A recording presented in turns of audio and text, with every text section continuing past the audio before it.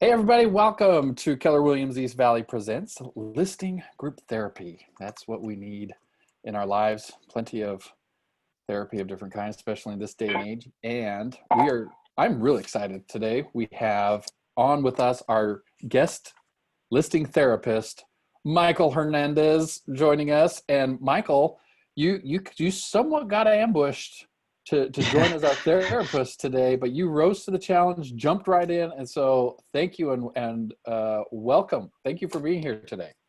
Thank you for having me. I'm looking forward to spilling what I have to spill. So Awesome. Well, tell everybody a little bit about yourself. Introduce yourself, like who you are, and not just that I've been in business, right? But like who is Michael? So how long that includes your business, but like dad and all that kind of stuff. So tell us who you are. sure. Well, my name is Michael Hernandez. I've been with KW and only KW since I've been in the business for 7 years. Originally started out with my older sister, Jessica Morel, who's still in our office. She's with Tri-Freedom Real Estate Partners. And that's really where I cut my teeth, was underneath her and through Wells Fargo REOs. We did a lot of those during that time frame. So I learned quite a bit from both how the REOs operate from the offer side and then what they do with their homes. And so I've learned a lot there. And then, I'm got two kids. I got a newborn. No, not newborn. She's 8 months now. She's a big chunk of monk. And then I've got a 2-year-old son, and it's been great watching them grow up. And 2020 for me has really just made me get to spend more time with my kids. Aside from all the other things going on in the world, that's been the one silver lining there, is that I get to experience them more so as they grow. Which is super awesome. And Michael's just a stalwart, awesome member of our community. And I agree with Charles. Come find out more what you can do, because dude knows how to sell real estate. Dude knows how to take care of clients. I'm excited. So let's jump into it. Now, guys, remember, this is Mastermind Forum. Ask questions, submit ideas. When I ambushed Michael, he was outside my door. That'll teach him. And I'm like, hey, They need to put the mail somewhere else. Right? And I'm like, hey, what? You've got stuff that's been going on. I'd love to hear from you. And was it yesterday or was it the day before? Yeah, it was just yesterday. Yesterday. Asked him if he'd jump on it and be our guy today. And we talked about some of what you've had going on. So tell us what you've had going on of late in your business, how you're popping listings and what you're looking for yourself. Well, I've been predominantly buyers. It seems, I've got the buyers, if you will, and it seems like everybody's got the buyers, but where do we need the listings. So that's really been what I've just been focusing on more and more, and how to use the tools that we have right now and apply them to the things that we've got going on in our world right now too. With the way that we used to go about with listings is you do the conventional open house, you split that into your leads, and you go from there. You could add your Facebook ads. You could do a lot, from what Keller Williams preaches. But how do we apply that if we never got to do an open house, how do we apply that to nowadays while still being able to capture just the same amount of leads that are going on out there? I mean, I just lost out at a home in Apache Junction that had 22 offers, and they sat, I think, an open house for 3 hours, and she said they had over 120 people or something like that, something crazy. So, I mean, it's like, well, that's great and all, but what do they get from that other than 22 offers, the one piece of business? Did they get any leads from the buyers that came through, or was every buyer with agents? And that's kind of seems to be the thing that I'm seeing out there, is that, well, we've all got buyers, but who's got the listings? And then really from that point on, how do you split that into multiple buyers, multiple listings, and so forth and so on? So that's really what I'm trying to take and apply right now. And then the other side of it is too, as we've done this technology and phased it in, we're still struggling. We're still figuring out the things that Command can do, and as it's always changing. I've also tapped into something that I don't know if anybody really is aware, that Scott Leroy Marketing is still doing our office stuff. So if you wanted to go through them, they get your Command website set up, among other things that they're able to do, like getting your profile to 100% in KW's Command. So little things like that, and finding other avenues to, multiply my presence online. And that's really where I'm starting to focus, is more so online, and find leads that way. Awesome. So let's talk about that some. Let's unpack that and see. You guys see why I thought Michael would be so great today. So you said that you had started off as a buyer agent. I think a lot of agents, they begin with being a buyer heavy business, and so they learn how to do buyers. And there's a certain amount of, I become comfortable with buyers, and so I like buyers. Buyers are great. I'm not saying buyers aren't great, but that's what we just say. That's my focus, and that's what I'm going to work on.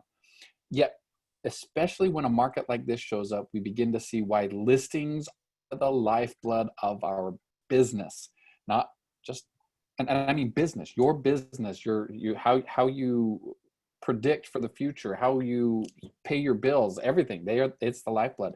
And so switching from being a buyer-based business, as you were a buyer agent on your sister's team, to beginning to be more listing focused, what would you say is the one or two of the main pain points that you have come across in making that shift from a buyer-based business to beginning to look at how do I drive more listings into my business? What are those? Well, the buyer pains, I think, are the pains in general. Just as I'm trying to transition, I started actually when I was on my sister's team. Before I got any buyers or anything like that, I did like 15 rentals my first year. And so I had to transition from a renter's agent to a buyer's agent. And that took some time in itself, because as my sister was saying and seeing this, she's like, I've never done this many rentals in a year until you came on my team. And it was essentially what I was doing was attracting that. And I was working the deals, but never getting past that. Oh, well, thank you so much for my rent or my rental. I've got other renters or people that may need help that were just renters again. So, it was just transitioning and changing that conversation from, hey, I'm not just a rental agent, I'm a buyer's agent. If you want to help, stop renting, I can help you buy. Now I'm trying to transition that from the buyer's agent to the listing agent, because that's, obviously, like you said, where leads to list and list to lead. So that's where I'm trying to figure out how to change that conversation and that perception to go to the listing side and make a complete package finally. Absolutely. So tell us, where have your most recent listings come from? Sphere. So that's my business and Jessica's business, and really a lot of our business has been Sphere. We've really done nominal outside marketing. It's just been Sphere. And I mean, it's really the simple principles of, stay in contact, follow up, birthday cards, celebration cards, follow up, ask for business, that kind of stuff. And what I'm struggling with right now is to take these principles of how do I market as a business to outside of the Mets. Where do I get to those Mets, and where are they starting their searches or even listings? And that's something that I saw too, as you see through Facebook. Who's seen 20 sponsored ads about check out $300,000 homes in Gilbert by clicking my ad? I haven't seen one that says anything, check about your values, or here's helpful tips to list. Like it's a weird scenario that I'm seeing on an online presence where everything's gearing towards attracting buyers, not so much attracting listers, because you figure that where buyers are starting their searches online, but where are the sellers starting their search, if you will? Yeah. So it becomes a different animal. And that's why when you look at like the marketing aspect for acquiring listings, everybody should know that the marketing dollars to acquire those leads is always going to be higher for a listing. Your listing acquisition cost is a higher cost per lead than it is for a buyer. And that's the reason why so many of these systems out there, your Boomtowns and Tiger Leads and whatever, that they focus on the buyer leads, because it's a lower cost for acquisition to acquire those. Yet what you want for your business are the sellers. And so what I found is that a great way for doing that is go where they are. Intent-based marketing. That's your pay-per-click sort of stuff out of Google. It's having a big enough megaphone. So someone who does a great job of making sure they have a big enough megaphone to talk to people and get people to hear their message of, hey, we're here to list, we're here to list, we're here to list, is Carol's team, right? And we happen to have Tim on here. He looks like he popped in. He may be able to chime in on some of the tips that they have for that marketing piece, but it's always going to be a higher higher price per lead for those sellers, which becomes one of the discouraging things as you make that transition from a buyer focused business to a listing business, is that there is more of an outlay to acquire that business. And when you think of your cost for a seller lead can run you, if it's going to run you, right now our cost per lead for a seller lead is probably about $12 to $15. And in some areas we can get them as low as $8. But when you're looking at like on your Facebook and you hear people getting them for 70 cents, they're not getting listing leads for 70 cents. I'll tell you that right now on Facebook. That's just not what's happening. Those are your buyer leads. And so adding to that becomes a critical thing. How do I continue to add to my METs? How do I fill that non-MET funnel? And there's different ways to do that. Carol's they've pretty well mastered the whole media, radio aspect of it, from ads to having a radio show. And that doesn't have to be cost prohibitive, guys. You can do that by doing podcasting. You can do that by doing a weekly video series. It's the same sort of idea that you're putting out the information to your database, because when you're buyer based, recognize your database has now learned you're an agent that works with buyers. And you're now trying to get your database to shift their mindset from being you're an agent who works with buyers to an agent who he works with sellers. And it's just a consistent remessaging and showing them what you do that causes that change. So are you running anything? Do you have any content plans for a listing focus, for showing your clients, your database, that you are a listing focused agent?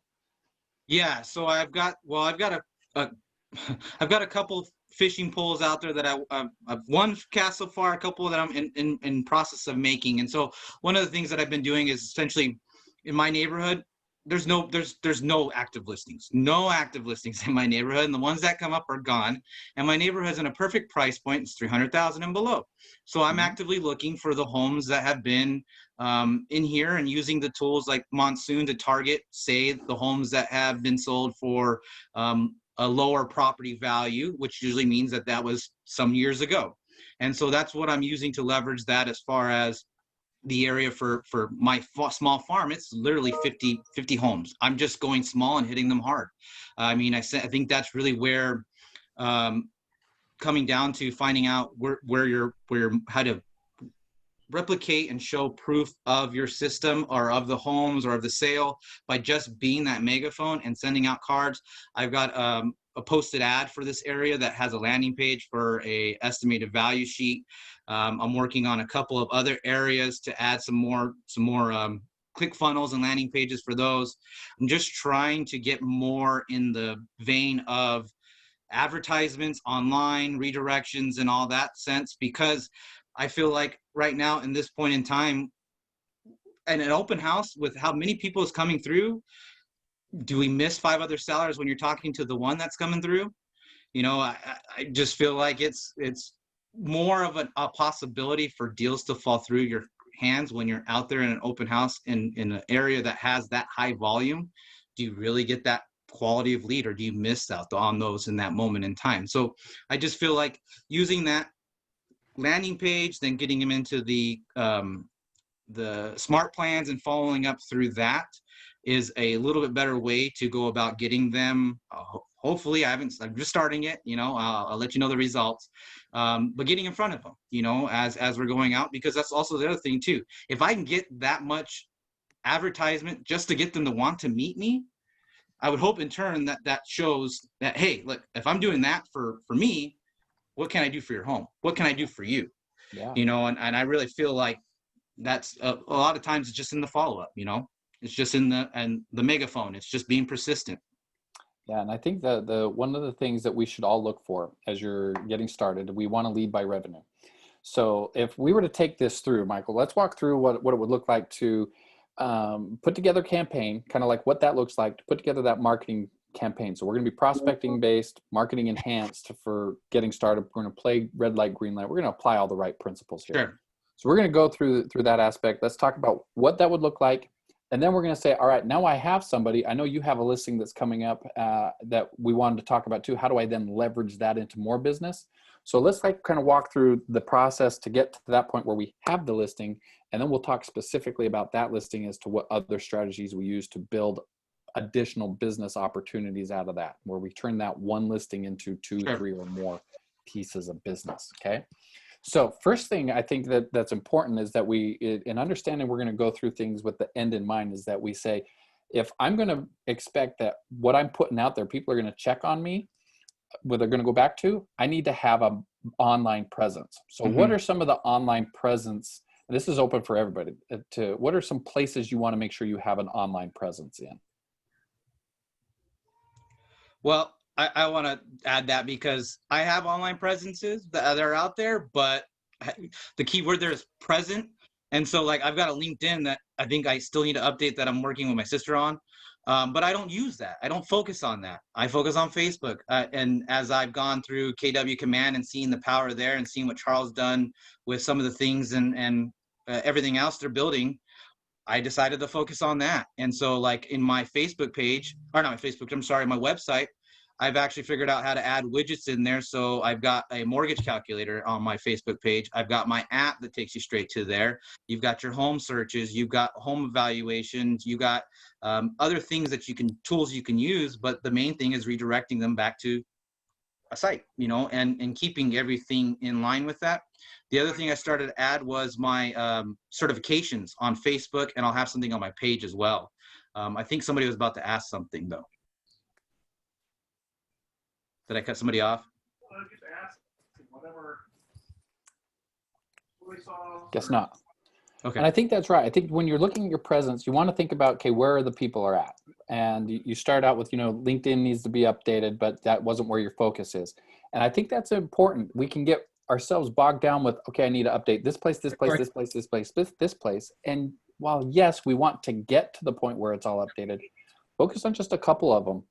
And if we're going to say, I'm focusing primarily on my people that are going to come through Facebook and my connections there, then you want to make sure you have a strong Facebook presence, having a Facebook page that has your you know, listings, content, you giving information about what's happening, and then you're continually driving that back to a website. And using command, as you said, there's lots of things, you know, that Charles is teaching and showing us how you can make command a tool for you and not just a card, right? Just a standing card. So I think what you're talking about is exactly right, to not, as much as we want to say, okay, I need to update Instagram, Facebook, Twitter, I should probably have LinkedIn. I need to figure out this TikTok thing. I got slow down. And what Charles is saying here in the chat, which is prioritize updating the places where you're going to drive your traffic to. So you know everything's going to go to your website. Make sure your website has stuff to work for you, where it can talk about you, where it can give value to people, mortgage calculator and things like you said. So you have that piece. Then the other piece is to then start saying, okay, what about my Facebook? How am I going to drive them there, etc. Tim. Yeah, that's, you know what? Congratulations for all you guys being on this. 100%, man. This is where it's at. So I don't know how many we have here, Jason. About maybe a handful of us here, about 10 of us or so. We got, we got about 14. 14. Hey, man, this is good stuff. Exciting. I think, you know, you want to have a Google business page. People are looking you up more than you really know. So make sure that looks good, that looks strong. You know, any kind of reviews, try to leverage that as much as you can. You know, make sure that, you know, from a business standpoint, it looks like a business. That's 24 hours, all that. So can we talk just a little bit more about that, Tim? I think it's a great example. And yeah, I think it's a piece that people sort of forget about. So it's something 100%. behind the scenes because a lot of times we sort of think how a seller reacts is not really the way it is. And so they'll come in contact, piece with your marketing or hear about you or maybe see you have a conversation with them, but they get home and it's like, I'm gonna see what Michael's all about, right? And if they go on and they don't see anything, or there's just not a presence or a little bit of presence there, it doesn't really speak volumes, push you over the top per se, right? So I think, you know, it all goes hand in hand. Your Facebook, your LinkedIn, all that stuff drives. YouTube, working through those channels, it will definitely enhance that SEO for your websites, and always be sort of sharing that story out there of what you're doing that's really helping clients get more money for their home and selling it faster. Those are all great things to sort of concentrate on. Really, because think about where people go to look for you, right, Tim? They're not pulling up Instagram and searching Michael Hernandez. I mean, maybe they are. Maybe they mentioned that he's a dashing, handsome fellow, so maybe they are. But they're flipping going to Google. That's what they're opening up when they go to look for your name in. Yeah, they're just gonna see you, and they're gonna find, you know, Keller Williams East Valley. There you are, and it's just what appears on that page matters. If you guys ever go on Carol Royce and just Google that, and this is something I work on. I'm telling you, with my staff, 9 hours a day. It's just where people tend to go to find. So just always think in terms of that as well. And one thing about a farm, Michael, are you farming in your area where you live? So we didn't initially try to farm it, and I'm kicking myself for the 3 years that I've lived here that I never did. And now that I've identified the ability to find some homes that are under potentially coming up for sale, I didn't do a big farm. I focused on the area around my particular home because I was familiar with the floor plans, familiar with the price points, and familiar with how fast they're selling, because I have a client also looking in this area, so I might get some double dip there. But my point is that I didn't go so grand in the farm. I focused once I finally realized that I was messing out, focus on something very specific. Yeah, I think Jason said a key point I want to reiterate: lead with revenue. So when you get these checks in and you start, building that, it's like the risk. It's a risk you take that builds that business. Lead with the revenue. So I would, if I were to start, if I was just like came into real estate, today's my first day. What I would do would it would be immediately. I couldn't start a farm fast enough. Get a ground game going. Start meeting people, where I could get some door hangers going, whatever. I would start getting paper to those homes as quickly as human possible. But one mistake, I've made this too. When I started the business, I farmed around my house, and I just found that nobody sort of left the area I lived in. I got lucky when I moved in there, nobody leaves. And so it's like, man, this isn't a great place. So I was starving. I mean, I was going broke. So now it's going to sound weird. It's going to sound really weird. You know where I ended up going? To Buckeye. Yeah. I started selling homes out in Sundance, out in way west of here. And I just looked up. I said, I got to find places where people are selling homes. And that's where I went. And it's like I found the most inventory that was on the shelf when I did the search. And it was at that time, back in 2003 and 2004, was that west side. People, for whatever reason, would move out there and they hated it. That was the story. I don't want to be out here. I want to be closer to Phoenix. I want to be closer to the airport. They couldn't stand it. So that's where I ended up going. So anyways, and that wasn't very close to South Chandler where I lived. No, it's not. No. But it was a strategic business decision to put yourself in the path of business. It was the best thing that ever happened for me to keep me in business before Carol and I started the team. It allowed me to keep at it. Because if I knew I was driving to Buckeye, I was going to list that house. Does that make sense? Yeah. It was going to get listed. They're going to have to tell me no about 10 times before I got out of that house. You sure you don't want to put the sign up? I brought it with me. I brought it with me all the way out here. Right. Yeah. I was given that key. There was no way they're going to escape without giving me that key. No, and you bring a great point as far as the turnover in a neighborhood and everything else. Because, you could throw dollars against the wall and nobody ever moves. Then you're just, versus you focus on the area where people are moving and where the inventory is at.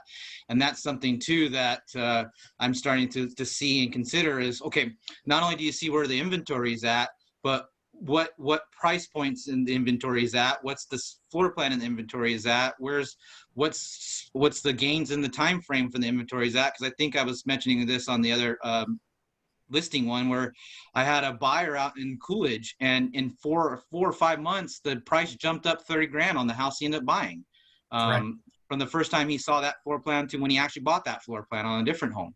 So I mean, it's there's money out there to be made. It's where you're focusing your dollars and how you're focusing it is kind of where I'm starting to find tune on my business end to change those conversations and control that narrative, if you will. Yeah, Awesome. absolutely. So that's, but Charles. hey, congratulations being on the call. Charles, you got your hand up. I just had a quick question for those in the know, since Google pages or Google search results were mentioned. I know we've all gotten those calls about your Google ad profile is incomplete. I imagine those are garbage, but I figured I'd ask someone in the know. That's something you could very easily log in and update yourself, correct? Yeah, I would run from those calls. Definitely run for those calls. And I'm glad you asked that, Charles. That's great to put out there, because you will get those. You know, we can get your ranking on the top page, #1 page of Google, right? Blah blah blah. And let's get your profile done. You know what, guys? Time block 45 minutes and just do it. It's not a hard thing to do. If you need to verify, it's super easy if you get in there and just take a couple minutes to get it done. And when they're selling you those ranking things, without going too far down this, they're selling you some super long keyword, long tail keyword there. Get it out of my mouth.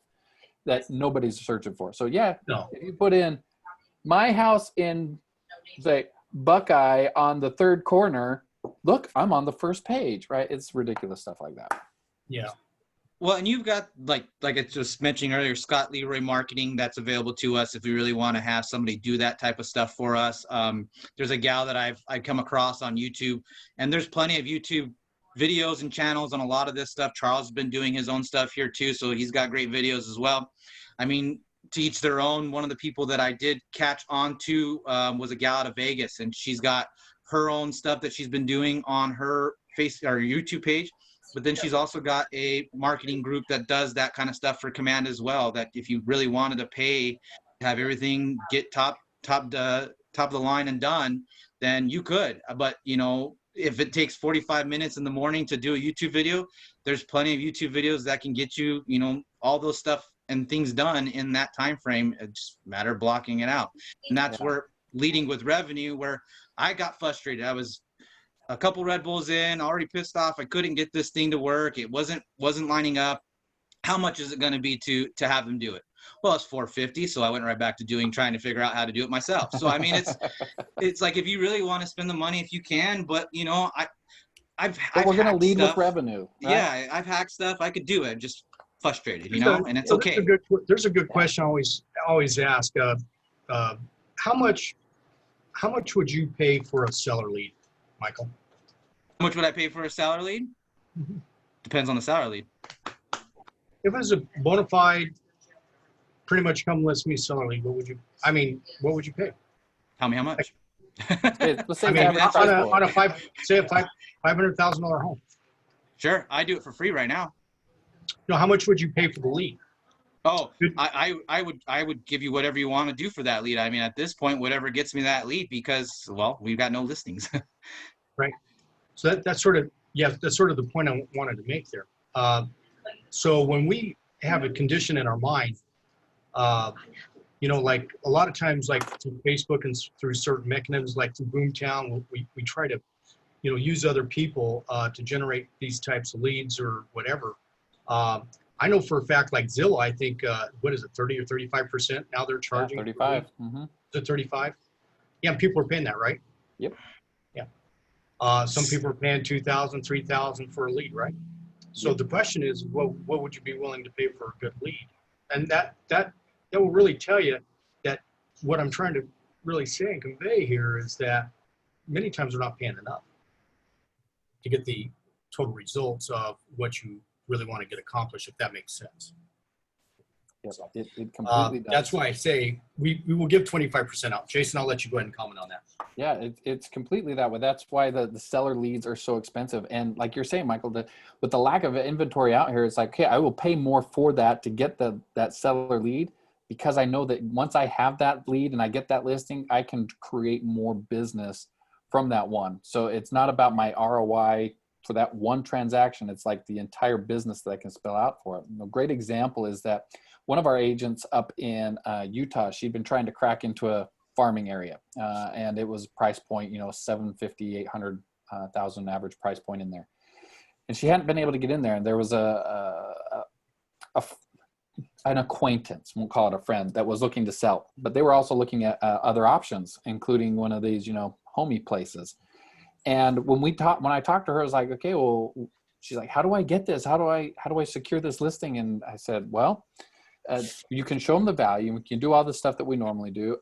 Or if what you really want to do is go at this full bore, there are times where you look at your business and you say, I'm going to do that one for free, basically, right? Maybe I'm going to do it completely for free to avoid someone else's sign going in the yard. Or in this case, it was, I'll match that homey one because they were ready to go with homey. So she matched what they did. And then we put together our marketing blitz like crazy for that neighborhood. We turned that one deal into 8 sides.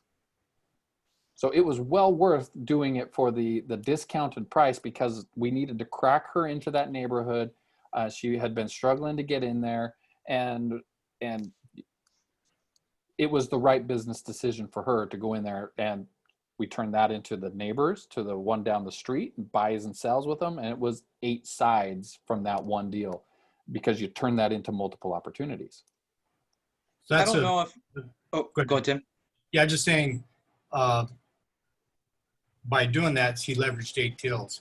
And so it's amazing what you can leverage off of those deals. Yeah. And what I'm going to share with you is, this is the condition of our thinking, is that you would do that listing. If it was a $15,000 thing, you would give up, you said you'd do it for free, right? Just to get the listing, 500,000, right? Why don't we go out and spend that kind of money on our marketing and into ourselves and into our systems to go create that? But yet we'll go pay it to somebody else like a Zillow or just to have it. So there was the point I'm trying to make, is many times it's us to get in the way saying, hey, I can't afford to do this, or I can't do this, right? You such a good back, you rein it in. So such a great point there, Tim. And yeah. Anyways, go ahead. Yeah, just just trying to get the thinking here of what it takes to really push this thing forward. And that's a shift from going from a transactional mindset to a business mindset. When we're transactionally focused, we're just like, okay, how do I turn this next one into dollars? When we become business mindset, it's how do I invest that money into something that will have an exponential return for me? And Jason, on your Utah scenario, here's what that did. So this is a key thing for everybody. Facts tell, stories sell. So when you took something, you took some factual, but that sort of turned it into its own living life story, right? It's exactly what we did. How that all came about, the next one led to the next one and to the next one, and then you started seeing the story that started to evolve, right? Yep. You could share that with people within that community, in that neighborhood and around the area, right? So that's where with listings, just be very mindful that it's the story that sells and gets people on board with you. That's where this is where it's at. Okay. A lot of times we want to talk about ourselves or talk about other factual things or whatever, but it's what you do for somebody else that created a great outcome. That's what gets you more of that back end. So anyways, and I think that's what happened there, if I'm not mistaken, Jason. Nope, you're totally what happened, because the clients were the ones who started telling the stories to their friends who were looking to move. And then our marketing matched what they were saying that we were putting out and telling the story. Been looking to move. We got this X price and whatever, and this amount of time. It just became a much easier sell. And which goes back to part of what you had talked about with the Google, we were leveraging everything together so that when people would then go back and look at it, they were seeing a cohesive story. Basically, they were seeing some social proof or like reviews from people to say luxury was the one that you should be having sell it. In this case, the agent's name was Molly. Molly is who you want to use. If you're in this neighborhood, in this area, you want Molly selling your house. It's what happened. And it just dovetailed one off of another. So when you leverage your marketing, Google and your Facebook and your website, let's just take those 3 things, okay? And you put that story on there. And that story can be in the form of the stats, a picture of the house that just sold. And then you write in there, the why they needed to sell, where they were going, what you did to negotiate the property, the time you got it closed, and you just tell the story in there. And then you have a review from them. And that review is on Google, that review is on Facebook, that review is on your website. What you're doing is you're solidifying in the mind of the consumer that Michael's the guy I need to use. Look at everyone's so happy to work with him.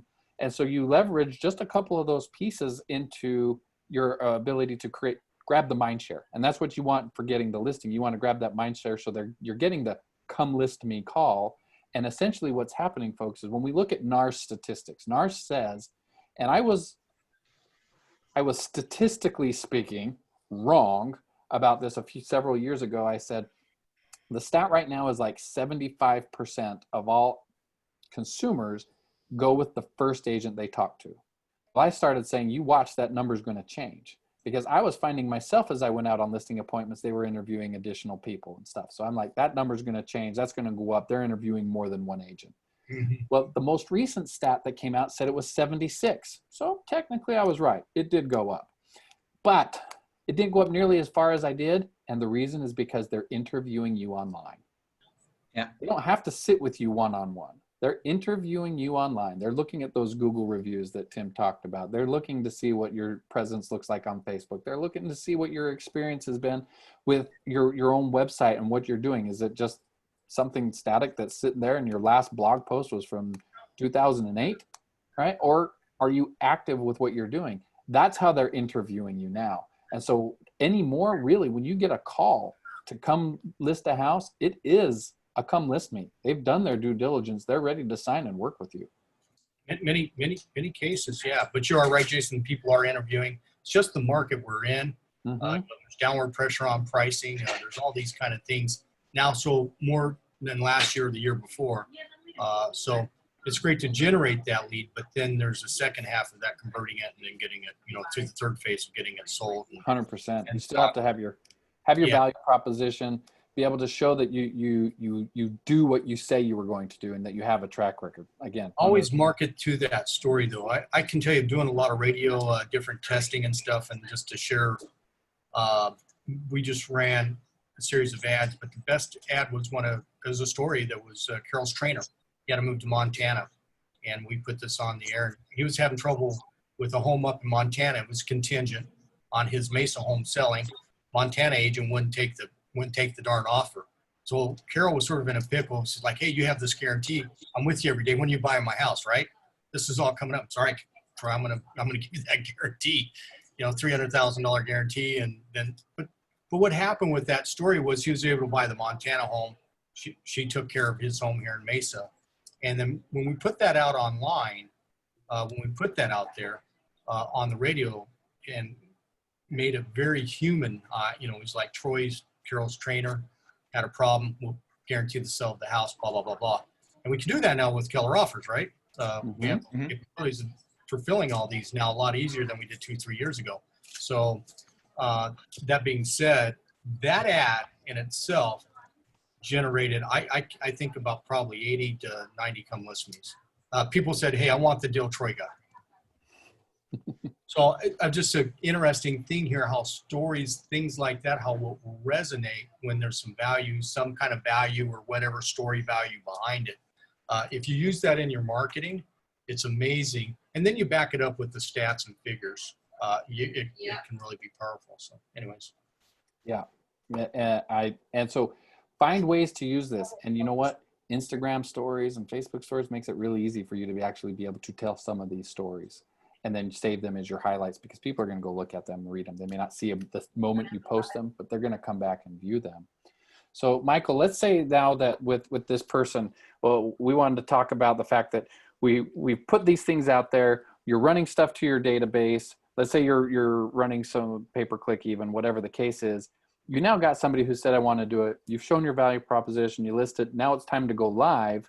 One of the things we talked about, what we joked about, when listing's short, guys, you can always sell your own house. Isn't that right, Michael? Yeah, that's what I'm working on getting together, is selling my own house. So, not that I recommend you go around just selling your house to have one, but you know what?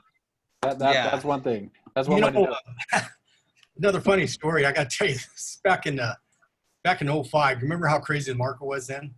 And I had, Carol and I are not partners at this time, so if you know the history, but long story short, I had a directional sign out on Hunt Highway, and I think the sites are like Santan Boulevard or something. It was a north-south directional sign. That directional sign led into a neighborhood that I took the sign down and forgot to pull the daggum directional sign with arrow. I think I sold like you did in that neighborhood about 8 or 9 or 10 homes off of that one directional sign off of one highway. People That's will come in and look fantastic. for it's like, hey, where's that house for sale? I don't see the for sale sign. You know what? That was an amazing lead generator for me in a hot market. So there you go. Put out a Cheapest billboard you ever bought. oh, man. Yeah. Get out on a county island out there and put it on a dirt road and the phone and put an arrow in there. Leave it up for a year.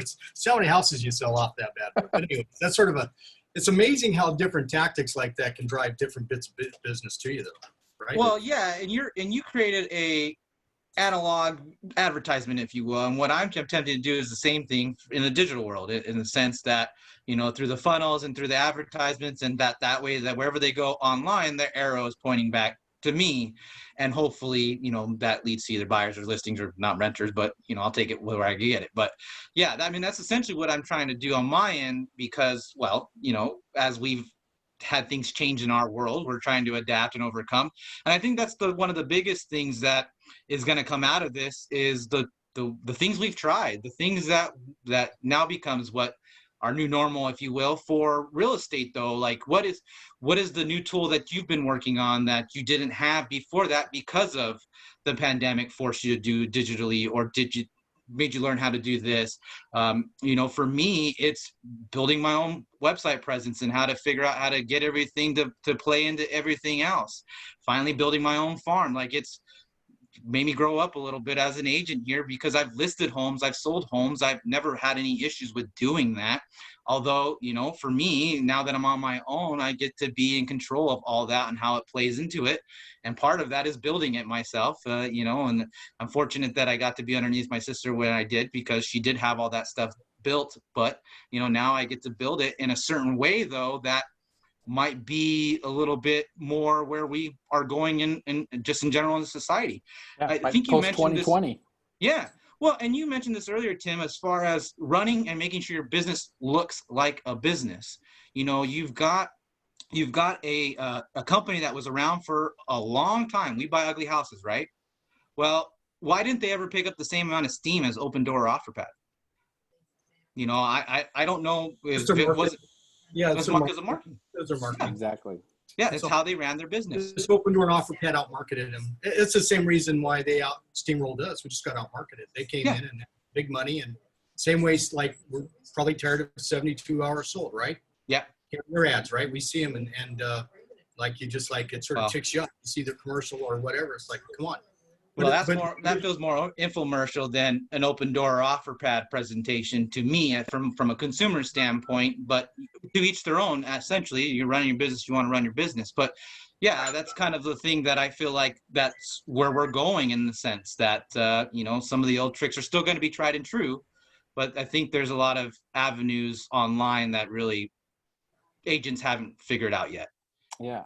And we're only going to figure it out by trying, as you said, right? Being forced now.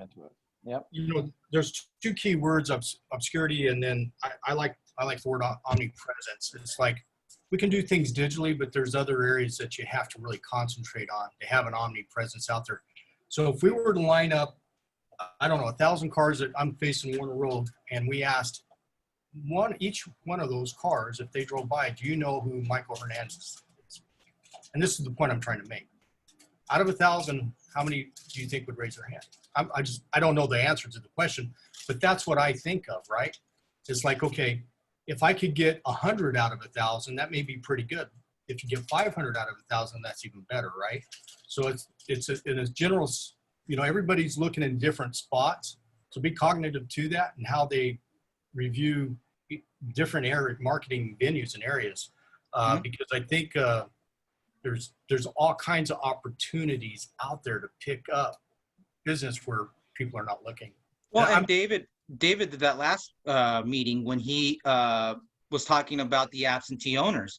I was just going through the list of homes that I had right now that I'm going to send mailers out to, and you know what addresses are absentee owners, you know what those look like. And so, you know, I haven't created a plan around those people yet, since they are in that little area that I'm going to be marketing to, but you're 100% right. There's a lot of opportunities out there. It's what you're looking for and how you're making your presence known in those avenues to, get those opportunities. I think it goes pretty deep. Jason and I had a long conversation. Like, let me ask a question to the field here. We'll see if we can't get anybody to raise their hand. Let me ask you, if there was, I know of about, honestly, 27 that I have identified ways to pick up listings and get listings, come list me's, okay? And if Michael and anybody want to jump in on this, if you knew that that was available and how to build a business and a team, would this be of anything of interest to you? Say yes. I see Paul raised. Does anybody else? I just didn't want to answer since I've been I mean, if answering. everything was laid out in front of you and said, all you got to do is do this, this, Yep. this, and this, and the process is here, and this is how within, say, a year and a half, you can have $1 million in GCI, who would be up and in for that? Yeah. Can I Josh get has an got his idea? hands up. Daryl would put 2 or 3 hands up if he could. Okay. Mindy, Joshua was in on that. Mindy? Josh is up. Mhm. Are you referring to McDonaldizing your business? No, it's just, I think that's where, identifying what the need is and the solution out there is, this is available. It's very true, very real, and it can be done. Yeah, the you just have process. to be dedicated to it and disciplined, right? Mhm. If you're dedicated and disciplined Discipline. to it, it is there for you to have. But if you had, took say 3 or 4, and you can't do all 27 listing deals. I do about 4 or 5 of them, but I built a good fence around them and it's solid, right? So if you take out of the 27, 2, 3 of those, and you implement them and you do what you need to do and power buy the funds necessary and start building a team, get a marketing person, start building blocks behind that. I was just asking a general question. Would you guys be interested in knowing what that looks like and how to do that in a short amount of time, in say a couple months or a month and a half? Yeah, I think we have a unanimous yes Right. on here. Right. So that's where the problem, I think, in all of this is people just simply don't know. It's out there. People sort of thirst, want it, like to know, but it's like how to do it, right? Yeah. It's like, what's the step? All right, just give me that first step. Give me a little bit of vision here. And, that's. Which is really cool. Take motivation to go. You can do Tim it. and I, when we talked about the need for the tactical aspect, and that's what he's really talking about. How do you get tactical about to do this and follow a step? And Yeah. he's got a really good idea we're going to be working to put together for you guys. It just said there's come a point in time where, we've all been there, right? Sunday afternoon, you may have a pool party or you're at a kid's soccer game, get that call, go show me a house. And so we're all living in that kind of time for the most part, if we're agents in this business, working in it and on it at the same time. So I'm just trying to say, I think there's a solution to the problem that we can get you to the other side fairly easy, because the system is set for that to happen. It's just if you follow it or not. Completely. And it's not that hard. It's really not that hard. It's pretty easy, actually. So anyways, Jason and I are going to be working on that pretty hard, right, Jason? We absolutely are. We love that. It's So you exciting. guys are first on board. We want to share that with you. So when we get this up and running, I'd like to have you guys partake in some of this information that we're going to be putting out there. And that'll be coming pretty soon, I hope. Yes, sir. Yes, sir. Yeah. All right. Well, it's part of our wrapping up here. Sorry, you got off track. That's all right. This isn't an agenda filled one. This is take it where the conversation goes. I want to just touch on the one thing, because it was something that Michael and I had talked about, and that was turning your transaction, when you get that listing, creating those multiple opportunities. What does that look like? What do you do? And I think anymore you have to play a broad net as well as a very finite limited one. It's sort of like what Tim, you were talking about, that if you have 1,000 cars coming by, how many would you know it? Your odds of that increase, Michael, when you take that listing, especially if it's in an area where you're going to be focusing on, to really drive home in that farm that, hey, I Michael Hernandez, have this listing. This is what I've done with the last listing, or this is what's happening with the market. When you don't have data, don't cripple yourself by thinking, I don't have data for this area. You do. Right. You talk about what's happening in the market, and then you talk about how our office outperforms the market. That's how you tell that story until you have your own individual story to tell. But as you you tell that within your neighborhood. Think about what it would look like if you were to go out by the signage of a neighborhood that comes in, and that's how you introduce where the home is. Well, anybody in that area or is familiar with that area, as they scroll through Facebook, they're going to see the signage to that neighborhood, and it's going to catch their eye and be like, whoa, what's Shady Acres or whatever it is doing on here? They're going to stop and they're going to look and listen to what you have to say.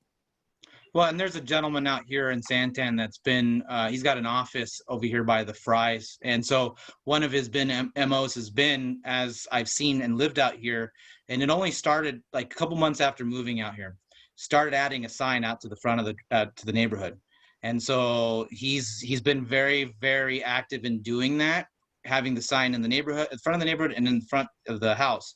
But, you know, just like Tim was saying, you got all those cars driving by, you know, Ironwood gets a lot of people down that road. And so, you know, he's got his own built-in advertising just because of that sign there. And so, yeah, it's been something that's been out there. Michael, here's where you outsmart him. I'm just going to challenge the thinking here a little bit. This is what we're doing. Yeah. We're doing some thinking, right? Right. So you got a listing, right? Mm-hmm.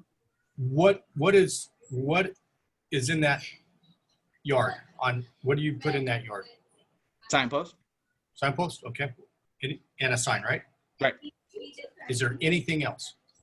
Yes. So I have the coming soon on the sign right now, and I have some information about the home. Okay. So just about like what every other listing is, right? Yeah. Right. So that's where I think you can leverage this in a pretty big way, right? That's that yard space. Just take it as it like you own it, okay? That is your billboard space. You own that yard. You own that. Get Charles out there by one of the signs. I saw that, Charles. Charles, let's see your sign there, buddy. He drove all the way there for that. Yeah. There you go. Okay, we got a sign there. All right. So here's what I'll share with you. Just some thinking, right? Everyday open house. Okay. If you put something like that, especially in a hot market right now, if you just put that sign right or a separate sign, that's your yard. Remember, that's your spot to advertise in. You can do that, right? And the seller says, hey, you know, how's it open every day? So we got a lockbox on it, right? But what do you think that buyer coming in is going to call you if you're close by? What are they going to do? Hey, I'd like to see that house. I will tell you, your calls will increase 3 to 4 times more by just having everyday open house. Just something like what with the phone number. It's just little things like that, talking house or some unique things going on with that, that you can provide some great information to homeowners, but you're also pitching to sellers in the neighborhood. Yeah, and so think about you can do that with iTunes, by the way. It's pretty cool. Yeah. So what if you were to even just like stick an additional corrugated sign in the ground that could have something about, you know, what Keller Mortgage offers? You know, call me about, you know, get this home with no money down and $1,000 at closing for people to contact. I saw Beth Ryder do that there too. we go. See, there we go. We got Charles again. Hold on, Charles. I got to spotlight your video. Just stay there and smile for us. See, look at that. There it is. If you had something like that on there, or if you were to put on there that, you know, that I can give you a cash offer now through Keller Offers, right? Having those sorts of things, exactly like what Charles is doing there, that stuff really makes yours stand out from what the others are doing, instead of just saying, I'm bored. So that's a unique selling proposition. That's a big thing, like what Jason just saying. It's just more than putting a sign on the property. We have a unique proposition. It's buy this home, we'll pay cash for yours. Mm-hmm. This is a big thing to a home seller. Now, that's a part of a conversion thing that we use with sellers. Like, hey, your home sticks out more so than anybody else's in the neighborhood because we solve a big problem here. If somebody has a home to sell, it's going to stick out because they got a problem. They need to sell a house, so we'll pay cash for theirs. But a lot of buyers will call, hey, what is this program? What does this thing mean? So it's how you leverage more information and get that sign and get those things to call. Very impactful. Just don't think in terms of just putting a sign out there. Good demonstration of what Charles did right there and showing some different things, and definitely use that yard space. So for sure. Hey, well, everybody, thank you for joining us. We're out of time. I want to give a second here. Michael, do you have any final thoughts or suggestions or encouragement you'd like to leave everybody with? Words of wisdom from our guest listing therapist today. Just remember that whenever you're frustrated and you feel like this is never going to work and you're that close to giving up, that's your E to P moment. And we always have those no matter where you're at in your life. So just remember that that's what that is, and breakthrough. Love it. Preach. Very good. Everybody, thanks for joining us for Listing Group Therapy. We'll be back next Tuesday Thanks, with guys. another listing therapist. Have a good one, everybody. Take care, guys. Yeah.